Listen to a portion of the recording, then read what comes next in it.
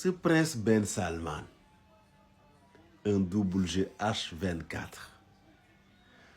Pendant toutes ces semaines-là, le prince Ben Salman appelait à des négociations, à un dialogue pour éviter toute guerre ou nouvelle guerre dans la région. Ça, c'est officiellement. Mais officieusement, il disait aux Américains, c'est le moment d'attaquer l'Iran. C'est le moment. Son partenaire majeur, qui est la Russie, est coincé en Ukraine. Oui. Vous avez affaibli ce pays-là après les bombardements de la guerre des 12 jours. C'est le moment de frapper. Mais il pensait que frapper l'Iran, ce serait une histoire de 2 jours ou d'une journée et régler le problème.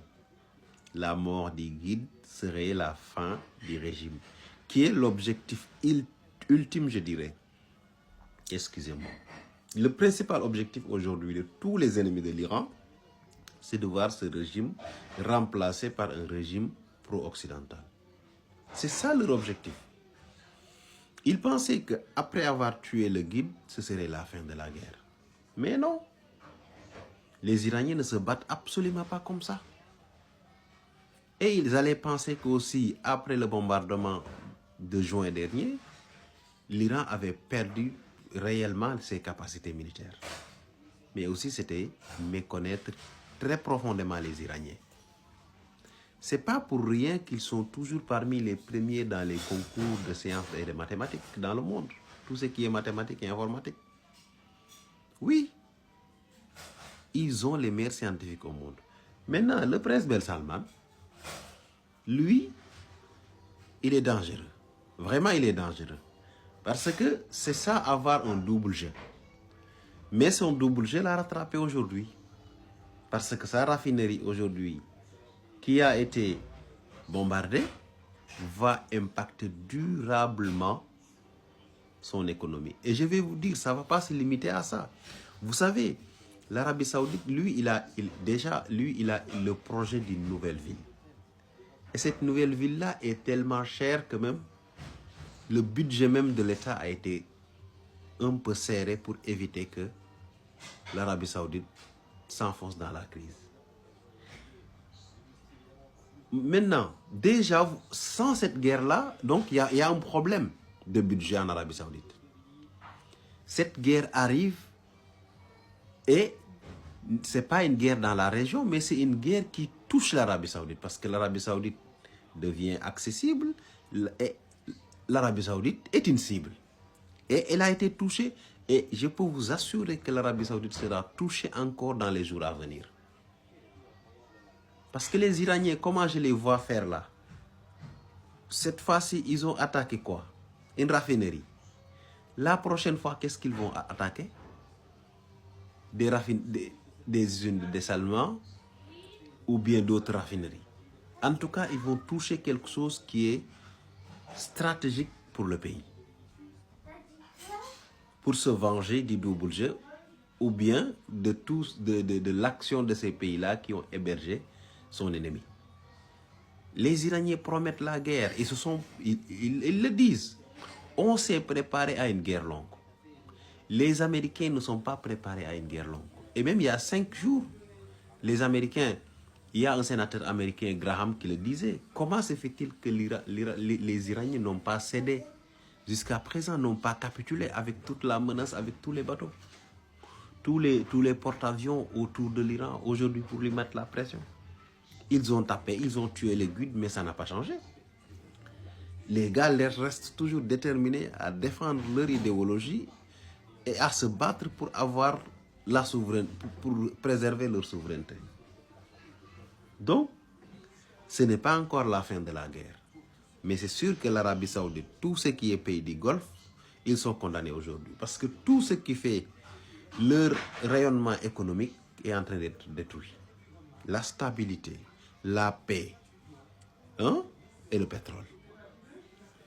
Personne n'a envie d'aller dans un pays où des drones frôlent votre tour. Ça, vous le savez. Et c'est ce qui se passe aujourd'hui dans les pays du Golfe. personne n'a envie d'être dans un hôtel et de voir de l'autre côté un hôtel se faire pulvériser par un drone. C'est ce qui se passe aujourd'hui. Qui va aller aujourd'hui à Dubaï? Qui va aller à Dubaï? Imaginez Dubaï sans touristes. Imaginez une seule fois Dubaï sans touristes. Ça devient une ville fantôme. Des milliards qui s'évaporent du jour au lendemain. Toutes ces personnes qui ont investi dans Dubaï, si ça persiste là, ils vont changer de pays, aller voir un autre pays beaucoup plus stable, que ce soit Singapour ou autre. Parce qu'il y a un élément qui est fondamental chez toutes ces personnes-là qui sont attirées souvent par la stabilité et la vie facile, c'est qu'ils n'ont pas de patrie. Non, leur patrie, c'est là où leur entreprise marche bien, là où leur poche marche bien. Et aujourd'hui, si ce n'est plus les pays du Golfe, ils vont s'envoler vers d'autres pays. Hein. Sans problème, ça ne leur pose aucun problème. C'est juste une histoire de déménagement de 2 jours. Refaire leur valise et partir. Arriver là-bas, ils vont louer un appartement. Ça ne leur pose pas. Ils ont les moyens. Donc, l'Arabie Saoudite, les pays du Golfe, même je dirais, ont été tellement naïfs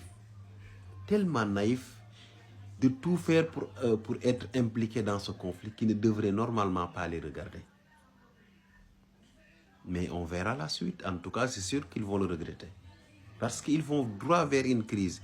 Et cette crise-là va durablement les marquer. Et je vous conseille de mettre cette vidéo-là en favori. On va en parler encore d'ici quelques mois ou d'ici quelques années encore. Ces pays-là qui sont bombardés, ce n'est pas demain qu'ils vont se relever. Et ce n'est pas des pays qui ont une très grande résilience comme les peuples iraniens qui ont l'habitude d'être isolés, d'être sanctionnés, de subir des dégâts. Non, c'est des peuples qui ont tout investi pour être dans le luxe. C'est pas des peuples qui sont éduqués pour galérer. Non. Pourquoi le taux d'obésité est extrêmement élevé dans ces pays-là? Parce que c'est des gens de base qui ne bougent pas. Ils ont l'argent à la naissance, ils trouvent tout ce qu'ils veulent. Tout ce que tu veux devenir, tu l'as. Tu le deviendras.